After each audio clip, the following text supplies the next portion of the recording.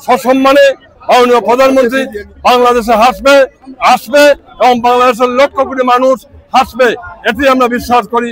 আমরা সবাই মিলে মাননীয় প্রধানমন্ত্রীকে আমরা বাংলাদেশে ফিরিয়ে আনবো এবং মাননীয় প্রধানমন্ত্রীর নেতৃত্বেই এই বাংলাদেশকে আবারও উন্নয়ন সমৃদ্ধির পথে আমরা এগিয়ে নিয়ে যাব। মাননীয় প্রধানমন্ত্রীর নেতৃত্বে এই বাংলাদেশকে মুক্তিযুদ্ধের চেতনায়, স্বাধীনতার মূল্যবোধের মধ্য দিয়ে এই বাংলাদেশকে একটি আধুনিক সমৃদ্ধ উন্নত অসাম্প্রদায়িক বাংলাদেশ, শান্তির বাংলাদেশে আমরা গড়ে তুলতে চাই। আমি মনে করি যেহেতু আমরা এই সরকারকে মানি না, এইটা অবৈধ সরকার, তো যা কিছুই করে সবকিছু অবৈধ, তো এটা আমাদের কিছু যায় আসে না, কাকে বাতিল করলো কাকে কি দিল, আমরা তো এই সরকারকেই মানি না।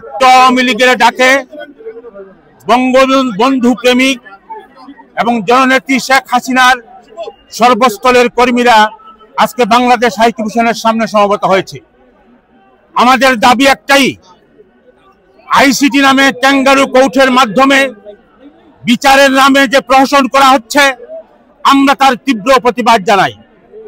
আপনারা জানেন, আমি শুধু মনে করিয়ে দিতে চাই, বর্তমানে আইসিটি কোর্টের প্রধান কৌশলী কে? তাজুল ইসলাম। এই তাজুল ইসলামটাকে যে যুদ্ধাপরাধীদের পক্ষে এই আইসিটি কোর্টে মামলা লড়েছিল। সুতরাং বক্তব্য খুবই পরিষ্কার, আজকে বাংলাদেশে মুক্তিযোদ্ধাদের বিচার করছে রাজাকার, আর এই রাজাকারের প্রতিনিধি হিসাবে আবির্ভূত হয়েছে ডক্টর ইউনূস।